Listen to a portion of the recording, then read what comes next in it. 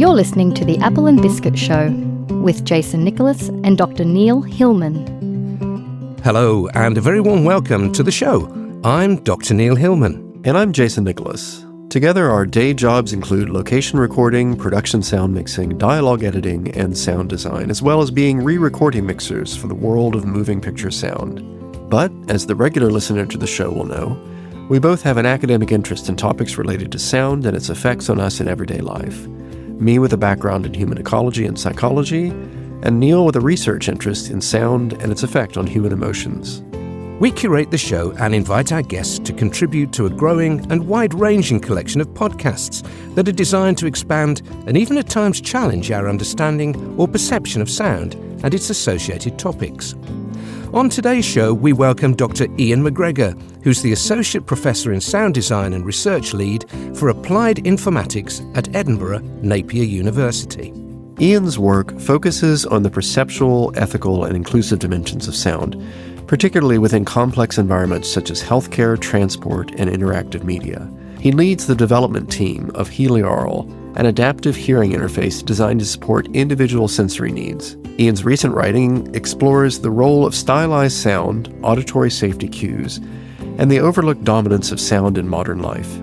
He combines creative practice with technical research to support sensory access, human factors, and ethical design in emerging technologies.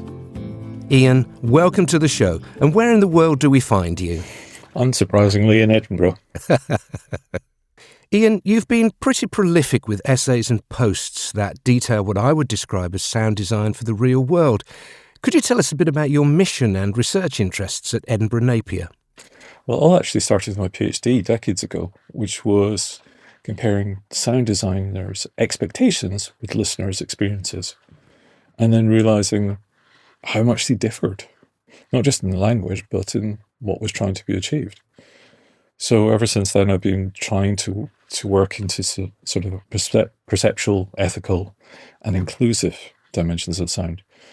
Because all of us who are older than 10 suffer from presbycusis, and not a single one of us hears things in the same way. So I'm very much interested in getting it so it's, as I said, much more inclusive. Now, inevitably, AI is going to figure in our discussion, so let's get started with an overarching question. How do you think artificial intelligence is transforming the way that we create, analyse and interact with sound today? In one way, it's not changed anything. Everything that was possible before is still possible now. It's just really who can do it. So it's accelerating the workflow that usually took years, if not decades, to master. And it's democratizing the skills. So I remember the analog days, because that's when I started. And desks were tens to hundreds of thousands of pounds. And now, if I buy a laptop, the software sometimes comes free with it. So absolutely every technique that's out there, somebody could do it already. It was just a very small number of people. So there's some very famous films out there where actually some of the lines are not delivered by the actual actors.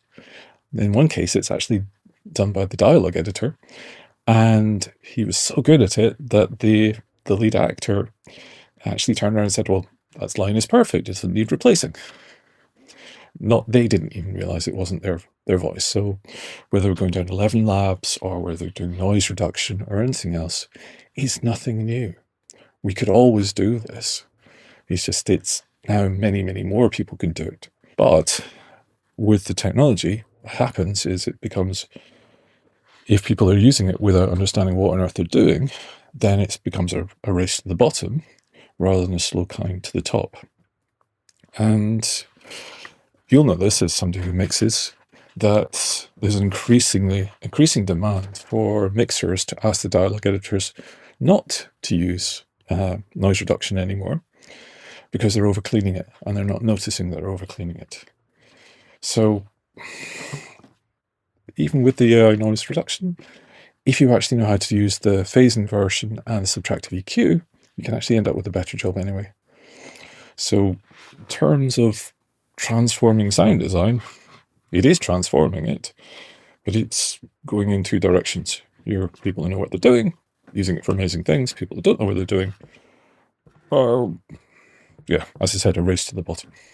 Yeah, it's interesting, isn't it? Because, of course, you've got to know the rules to be able to break them.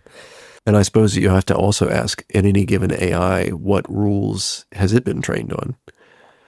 Just on the delineation between machine learning and AI, I think these two terms are often conflated, but there are some differences, aren't there? Yeah, well, AI is just the broad field. Machine learning is a subset, and that's focused on data-based learning. Okay, so you're feeding it lots and lots of examples, and then you're letting it draw rules. Reinforcement learning is a further subset of that, which is my main area of interest. And that's what we're doing is we're looking at how the system can learn from the way the user actually wants to use it. And this means it's good for edge computing and real-time adaptation rather than getting sent up to the cloud and then coming back. So you're processing it all locally, and that reduces the environmental cost. It's also ethically clear because you're not scraping any third-party data. You're using your data that you provided from your knowledge. And it absolutely naturally fits into sound-based systems. So we can use it to adapt to the context, any sensory cues, any feedback. Well, the most obvious feedback is the volume control and your own mic, because in devices, the mic's on all the time anyway. It's just whether it's the signal sent anywhere. And it's also much more explainable than any of these opaque deep nets that are out there, because it's your data. You've got the original data, you've got how the data has been updated, and it's human-centered, scalable, and it's all about your autonomy. So you're in control of it. Yeah, and of course, control is one of the big issues around AI. Who has this data? Who's controlling it? And where is it going? What are some of the most surprising or innovative applications of AI and sound technology that you've come across in your work? Well, the most obvious one, considering the lockdowns, is the COVID cough detection, which had a 97 to 98% accuracy, which was actually higher than pretty much all of the other tests that were out of there. So it's high. The diagnostics were amazing for that. And can you tell me a little bit more about how that test functioned? It's just a cough detection. It was an app. You used your existing microphone, coughed into it, and you got a result. Simple as that. My goodness me. I haven't heard of that. That's quite interesting. And it also applies to many other forms, many other conditions. I wrote a post about it a couple of days ago, if you're interested. Right. Yes. Oh, I'm definitely interested, of course. Do you think that AI will ever truly understand human emotions through sound, or is it just pattern recognition? I ask because we're hearing almost daily from companies like 11 Labs or Hume AI how their speech generation and replication engines have evolved to such a degree that speech can now truly become the default input and output interface between humans and machines. So has AI crossed the Rubicon from being a text-based fast retrieval system to a truly interactive speech-based utility? And as these AI-generated voices become more realistic, what ethical concerns should we be aware of, such as deepfakes, misinformation, or loss of human creativity? AI cannot feel, but it absolutely can simulate emotion. And actors have been doing that for a long time. They're not necessarily they're not necessarily experiencing the emotions that they're going through, but yeah, we believe them. So pattern recognition. That gives us the appearance of an understanding, but realism, it can mislead users into believing in intent, but again, politicians, actors, and the rest of it, that's been going on for a long time. Yes, speech interfaces absolutely rival text-based interaction, and arguably that's a really good thing, because you're not having to truncate so much. You're not having to force your language to so many confines. Yes, you'll have to be careful about which words you use and the pronunciations, but it is a much more natural form of interaction. So I don't see how that's necessarily a bad thing. Although privacy obviously comes directly into that, because they're much more emotion-rich cues embedded in the voice, and depending on the models that we're using, we can have those switched on or switched off. So in a call center scenario or something like that, you could have it so that you're actually monitoring when somebody's starting to get upset. And instead of going through the normal playbook to whatever the process that they come to do, we can actually have that underlying understanding coming through, so that the language changes at the other end. And that users might anthropomorphize machines, but they do that already. They always have done. And the emotional manipulation, again, actors, speechwriters, politicians, we've always done that. And parents, when they're trying to persuade their children to eat broccoli or whatever. It's ubiquitous. False trust, yeah, well, if you look through anything that has ever been written down, that blur between what was fiction and what was fact, what was moral tale versus actuality, always been the case.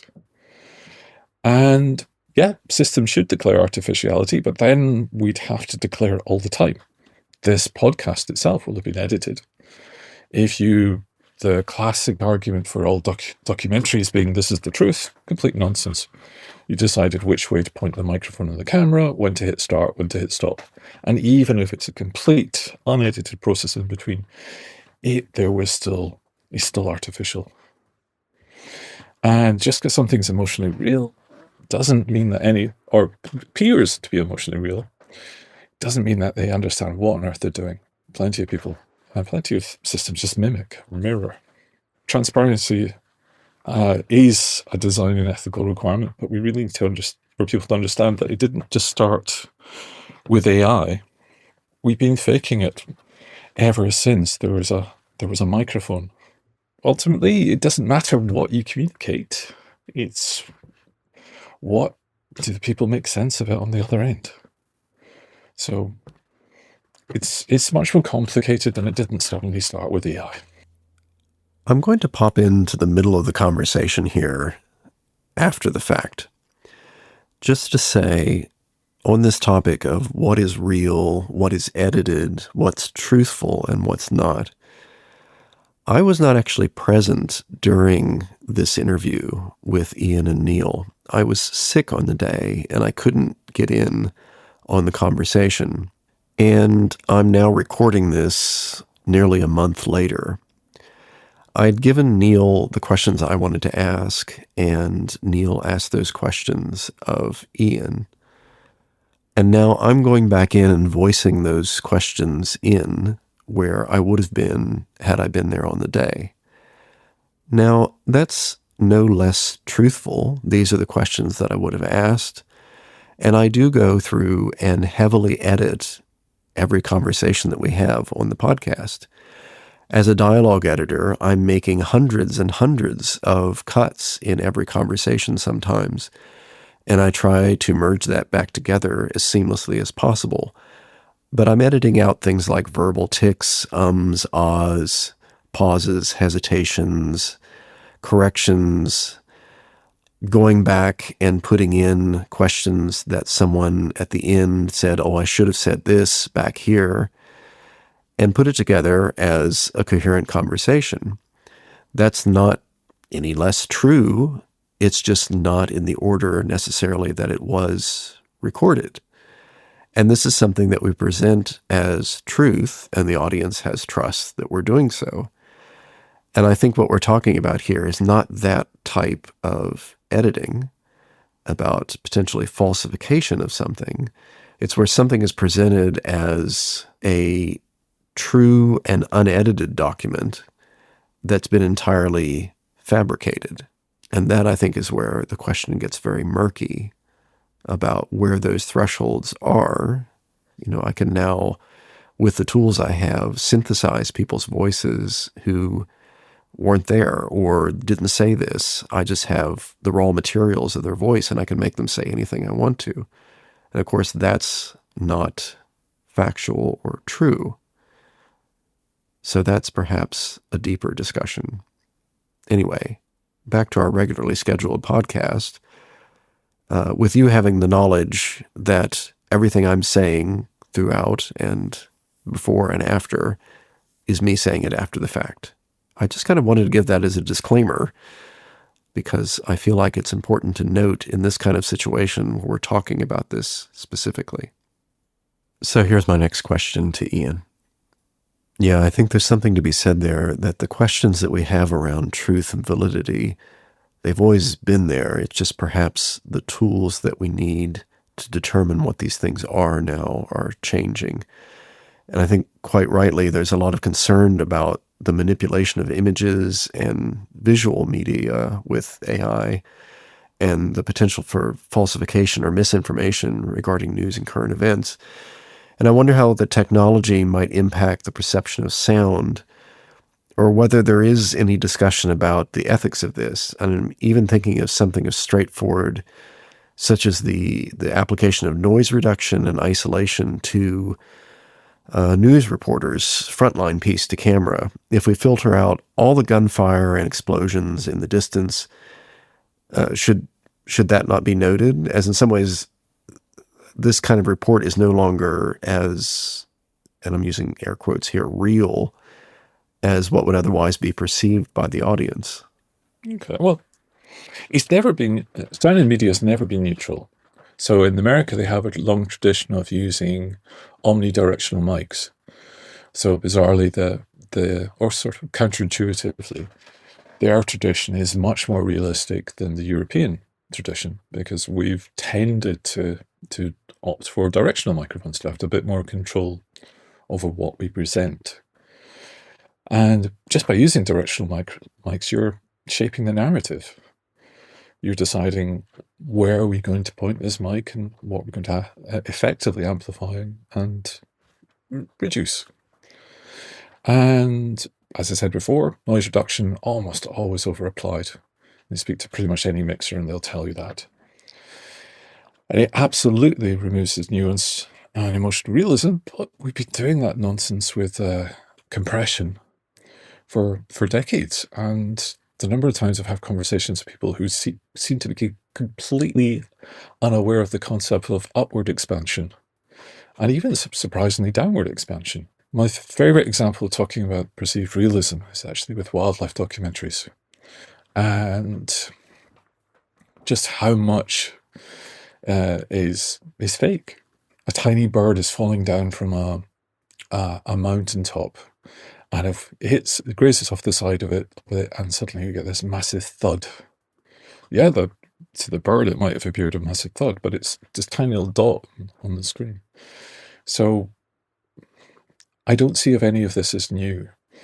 AI just happens to be that more people can do it now, but it has always been there. And in journalism, really, I've never yet seen them disclosing any audio editing whatsoever. And the media literacy itself is always going to lag behind what's capable. And do broadcasters and actually do audiences want to know how much is real? I think that barrier, I think it's a safety net. It's a bit like in the old news programs they used to have the funny thing at the end just to cheer you up before you switch the TV off. And finally. Yes, and finally. It's a case of we want to know a certain amount, but we don't really want to know everything. And ethical editing should be documented, but I don't think it would last very long because people don't want to know. They don't want to perceive what actually the consequences of these terrible things that are going onto people. So I suppose my follow-up question to that would be whether you're privy to any work on the presentation of live news with perceptive audio technologies. And here I'm imagining what kinds of difference it would make to the listener's perception of world events if he or she were presented with immersive audio of any given situation on the ground. Because we may see, for instance, what's happening in Gaza right now and get a monaural or perhaps a stereo recording of events there. But what if people could actually hear a full-range immersive recording from the streets? Or if people could more readily hear the sounds of endangered environments, etc. Perhaps we would all feel a closer connection and be more readily called to action. Absolutely. It would definitely deepen empathy with the news.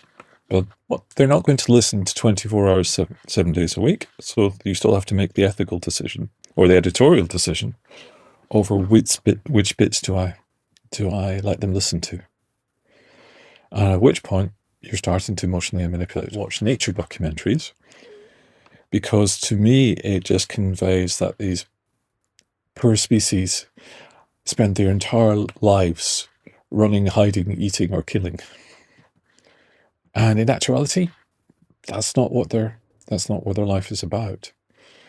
So if we continue to just pick these horrific events which are there, which we need to, we're not representing actuality. So we'll get what we want. The American news cycle is very, very, very much about get people angry, then move on to the next thing that'll get them angry.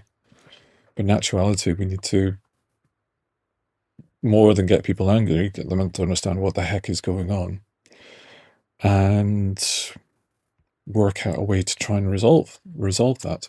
And yes, 3D sound will get you all riled up about one particular atrocity or another. But unfortunately, getting riled up about one particular atrocity or another often leads to the perpetrators getting more defensive and ramping it up. So I don't think I've gone in a direction that's probably not appropriate for this podcast, so sorry. But the emotional manipulation, okay? But the constructive audio is already there in sport, okay? There's so many things, and you of all people will be well aware of how much you can't broadcast just because of problematic content. But we can test whether these things we should be offering these things by looking at what's going on in game technologies. So they look at how far they're pushing it and what people are happy to accept, and then we could absolutely incorporate that into news content. But we'd very much have to be careful so that we don't actually have that sort of mono radio type voice then suddenly going into higher order ambisonics, incredibly realistic, and then back down to mono. Because that act in itself will be highly manipulative. It will be, this bit's not important, just ignore this bit. Now, because we've gone to the extent of having it in full surround, now this bit matters. So in that act in itself, you'll be guiding the listener too much. So it really has to be a case of all or nothing. Slightly changing tack, I really liked what you recently wrote when you said, safety often comes down to a sound, a thunk, a crunch, or a click. If I may, I'd like to read an excerpt of your post because it struck me as a wonderful way of encompassing the work we do as sound designers, not only for film, television, games, or the user interfaces of pocket devices, but also for the wider world that we inhabit. You wrote, "We often let sound guide us when sight tells us little. A car door closes with a solid thunk and we feel protected. The vehicle may not be locked. In many cars, the door can still open from the inside whilst moving, yet that sound convinces us that we're safe. A switch clicks and we assume the power has stopped. We unplug, reach in, carry on. The current may still be live, but the sound suggests that it's safe to act. These signals don't confirm safety, they create the feeling of it. In a world full of uncertainty, sound helps make risk feel manageable. It gives shape to actions we cannot verify. Sometimes that belief is what keeps us calm or even alive. That's why sound design matters, not only for elegance, but for how we move through the world and what we choose to trust. So, I think you're pointing out that we carry a big responsibility, don't we, as sound professionals? Absolutely. I mean, the sound is one of the most easily controlled forms of pollution. We can switch, if there was a desire, we could switch it off straight away. And there's no long-term impacts other than, obviously, if we've deafened somebody. That's an entirely different matter. We need to go back to the beginning and understand that sound can help us feel safe, not just be safe. Okay? So there's that feeling in that you're less likely to make errors if you're more confident about what you're acting with. Okay. So we've got that reassurance sound that here, they're perceptual cues, they're not confirmations in any way. But we also need to keep on the other side of that if we make somebody overconfident about what they're doing, like the classical, this truck is turning left, this truck is turning left, I suspect that has the effect that people don't look out the mirrors as much as they should be. So it can have a negative impact because we hear this truck saying, this truck is turning left, this truck is turning left. Our brain says, oh, the driver is being really cautious and aware of what's going on, at which point I can move past this truck quite easily. Actuality, it's probably heading in the other direction. The advantage, though, obviously, is that sound is considerably faster than vision. That's why they still use starter pistols and electronic sounds for races. And so very much early warning system, but never should be used in isolation, and as in all sound with all media, should be believable with the other forms of media that you've got there. But most safety is actually conveyed orally. You're going to shout at somebody if they're going to do something silly. You're not going to try and stand in between them because you know that the shouting will capture their attention much faster. And in terms of the whole perception of reliability, just about all of us who can, we listen out to hear what's changed, what's changed since the last time we were using this. And that's partly just because sound is temporal in nature, and we're so much more fine-tuned in terms of spotting differences and recognizing patterns, because sound is a waveform. So patterns are very easy to spot in waves. And then we have to be careful not to cry wolf. Hospitals suffer from this massively, in that the alarms, when they're actually indicating that something's really, really wrong, it takes longer for people to notice that something's wrong because they've spent so much of their working life trying to get on with their work and perceptually ignore these sounds that are going on. And yeah, the other thing, the aesthetic cues themselves can absolutely become functional norms. What used to be my favorite is the waste paper basket sound. That scrunching sound used to mean that somebody was frustrated and that what they'd just written wasn't good enough. Where now it just means somebody's clearing out their trash. Yes, and sound designed by Gary Rydstrom as well. Yes. In a recent essay, you discussed spatial localization of sound and how that correlates with both frequency and the actual shape of the ear. What considerations should we have when mixing sound for different ways sound might be perceived spatially in a venue, such as a theater, with speakers positioned around the viewer, versus, say, a binaural or a spatial audio rendering in headphones? And I suppose, in even more detail there, how does the perception change in headphones between over-the-ear headphones and in-ear monitors, for instance? The design of headphones is getting much more sophisticated than just strapping a pair of little speakers over the listener's head. Yes and no. We're heading down this... We're not heading down. We were heading down this flat frequency response, but most manufacturers, and even unfortunately my favorite manufacturer, are heading towards more slightly bass-heavy response that's going on there. But the actual spectral cues, it really doesn't matter what the transmitting device is. They don't change.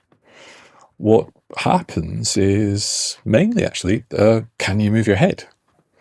So obviously in the real world, the speakers around, we can move our head to better have an idea of where sound sources are emanating from.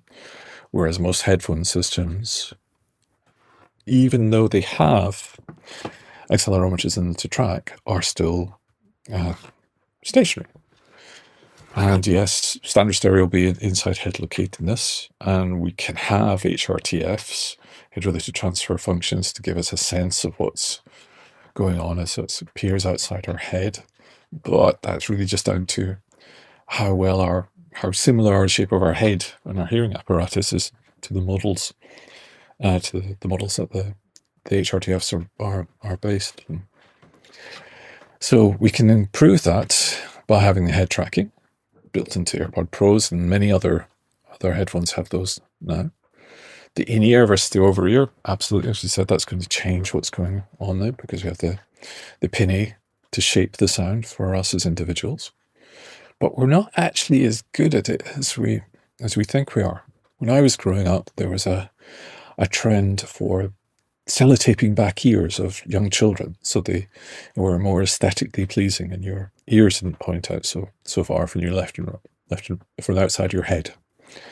And that has a quite significant impact on your front-back cues and on your up-down as well.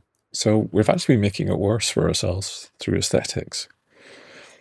But the main thing is that all technology, people do understand it's not real.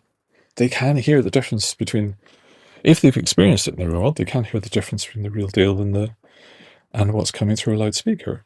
And it's whether you use the phrase of suspending disbelief or some of the other concepts. People get it. This is fake. Within this confines, whether it's headphones, whether it's speakers and the rest of it, here's what's possible.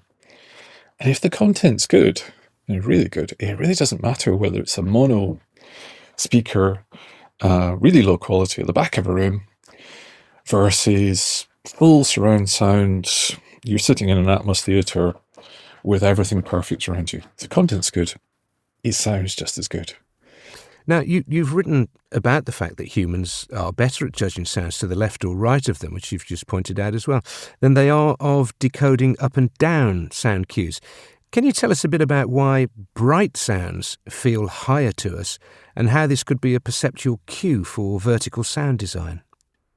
Well, the first thing, so obviously your head shape's going to affect that, but the pin-up, the top fold of your ear, that's obviously going to affect that as well, because it's in the way. And so the vertical localization is biologically weaker, because you've got less, there's not as much in the way between the top and bottom of your ear as between the left and the right of your left and right ears. Okay.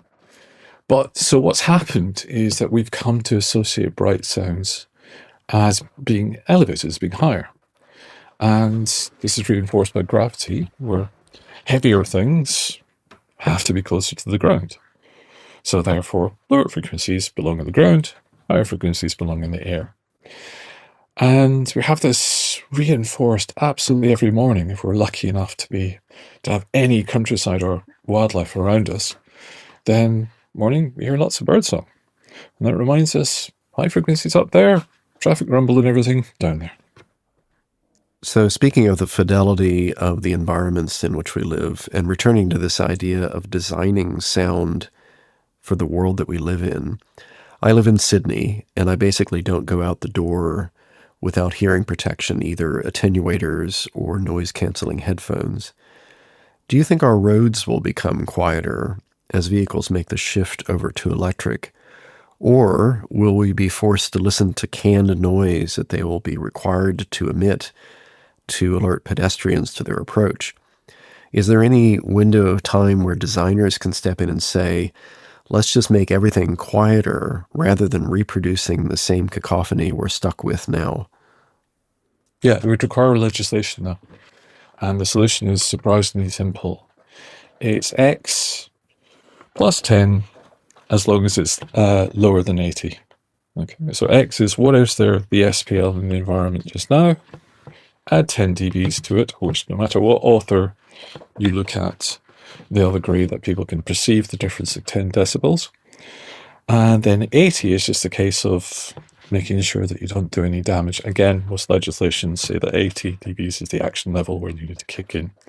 And most legislation around the world says that cars must be a minimum of 56 dBs, but there is no actual limit on what it can go up to. And there, again, so 20 miles per hour, 30 kilometers per hour, round about there is usually where that has to kick in up to that point. So if we want it, absolutely possible, because if you do it by the SPL level, then if it's the middle of the night or the middle of the countryside, whatever it is, you're just making it what it needs to be audible for the safety purposes and no more. But we would have to persuade legislators that this is a worthwhile thing to do. You've taken an interesting stance on our culture, treating vision as our dominant sense, by suggesting that as sound is so immediate and collective, it's sound, not vision, that may be our most fundamental way of sensing, remembering and resisting. And I'm intrigued by you choosing to highlight those three states. You also suggest that we're actually a sound-first species, and the more we ignore sound, the more powerful it becomes. Could you tell us a little bit more about this thinking? Okay, well, sound doesn't stop. Unlike us rotating around the moon or starlight or something like that, it completely is unaffected by what's going on. Yes, we might have wind, which will overtake it, but it's always there. And the only way that you're ever going to have true silence, even if you're profoundly deaf, is that you're no longer capable of hearing sound because you're not with us anymore. So it's there all the time. It's just the threshold that changes. So very few I'm not aware of any scientists who will argue that our hearing apparatus stops working when we're asleep. And also it's 360 degrees around us. So we couldn't exist in the world if we didn't feel comfortable with the sound being around us, because somebody would come to the room, we'd have to turn around and look at what's going on, or just live in constant anxiety that we're going to get surprised by something. The early warning systems, navigation systems, all use sound. They use sound much more than any screens. And when we're understanding what a sound means to us, the emotional memories are inherently built in to that. We can't help it. Our preferred mechanism for talking to each other and being interviewed and so all the rest of it, you can ask for me to write an essay and submit it and post it on a blog. You're doing a podcast. You want to hear my voice saying what I've done. Our preferred communication form is always speech, and it's the one we revert to. Yes, it can be miscommunicated, misunderstood, but so can written text. But unlike written, we can ask for the nuance, for the misunderstandings to be corrected immediately. If you look at generally what's done in terms of protesting, it's the own UK government. If you actually have a look at their legislation for when the crowds' protests can be shut down in terms of just the noise. So that's been used an awful lot, especially in the UK, and really started with Hong Kong protests.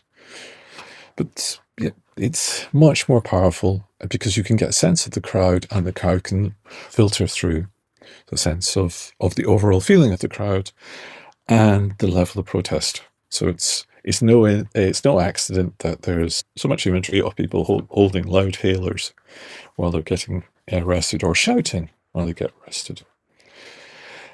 So the group identity in German culture, it's very much about joining choirs and becoming part of the group from that. And laughter, I was listening to a program about laughter last night, about how much that sound itself is a sense of belongingness. We even use it as a way to estimate how likely a partnership is going to stay together. A family that laughs together stays together, to paraphrase it. And if we look at all forms of media that are out there, yes, there are visual only things like that, but a significant number of the population, when reading text, hear the words inside their head. And silent films and things like that, very much a niche market. And when they were the mainstream, they weren't silent in the first place. And the films that are successful, they're the ones that have treated at 50% of the experience, and it saves an awful lot of budget as putting in background sounds to suggest things that aren't there. And as a general, yeah, the culture underestimates sound impact. The argument, I've seen that horrendous diagram, which I never remember the name of it, with the giant head and the nose and the tiny ears and the rest of it. But all that represents is how difficult it is to interpret what's going on, not how much attention we're paying to it. So it underestimates, but that works in our favor, because it means, because there's not a language to talk about it, it just is. And as designers, we can just go through and make the sound and then assess how well it's going and then adjust it. And it's much more universal than any form of speech, or more universal than any other form of communication. If I can just go back to you describing protests and the noise of protest, we've actually seen recently sound technology used to disperse crowds, and it looks like it's quite a painful process. Is there anything that you can tell us about that? Yes, the LRAD. I'm very familiar with that. Originally, I believe, developed for the Navy, American Navy, so that you pointed it at people who were climbing up the side, and it would force them to cover their ears and fall off the side or whatever, because they weren't allowed to shoot on people even when they were climbing up the ships. So the original use for it was as ethical as you can get in a military environment, which trying to have something to stop people being shot at. However, since then, the power's been ramped up. It's basically just ultrasound. Just like frequency modulation, you're taking it for radio, you're taking the signal and you're modulating it with this other signal. In the LRAD, and there are domestic versions of like holosonics and things like that, Pompeii's work. You're basically taking a carrier wave, which is ultrasound, and putting the sound, merging the two sounds into that, and then it sort of decouples, if that's the correct term, but please check, is that when it hits something, it comes back down into the audible range. Now, what they're doing with these ones is they're having it very, very high levels. So as a sort of similar to a water cannon in that you don't want to fall into its path. Absolutely can deafen somebody, and the operators have to wear hearing protection on the back of it, and typically they can transmit voice for announcements, or they can transmit alarms. And there's a really, really simple way, if you are caught in this scenario, and please decide whether you want to include this in your podcast, is actually just use a parabolic reflector and reflect it right back at the operator. So dustbin lids, or the riot shields, if you turn them back to front, they can be used just to point it back. Most people in protest now wear hearing protection anyway. They've got earbuds anyway, so it's only ever going to catch other people who are not aware of these technologies. Just as we're finishing up, this is a broad topic, but do you have any recommended readings for both sound design for the environment and AI that you could mention? I suppose technical books about AI are almost inevitably out of date before the ink is dry, but are there some that explore the fundamental concepts, or even fiction that explores what may come? If we start with sound and listening theory. Okay, so I've got a list here. So Sonic Possible Worlds by Salome Vergalen. Yeah, hopefully I pronounced their name correctly. And that's all about philosophical and aesthetic exploration of listening and imaginary soundscapes. That's the philosophical perspective. Brian Kane's Sound Unseen book from 2014, Acoustic Sound Theory, History and How Sound Operates.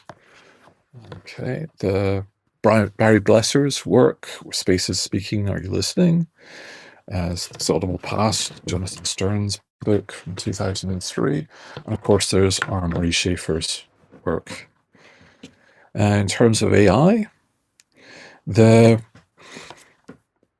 you're right, the things are going to change dramatically.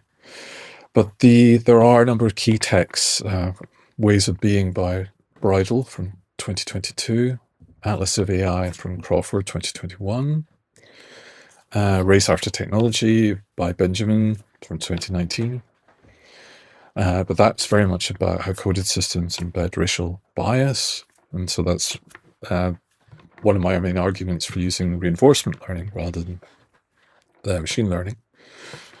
And Constanza Chalk has a book called Design Justice from 2020, and that proposes inclusive and participatory approaches to design.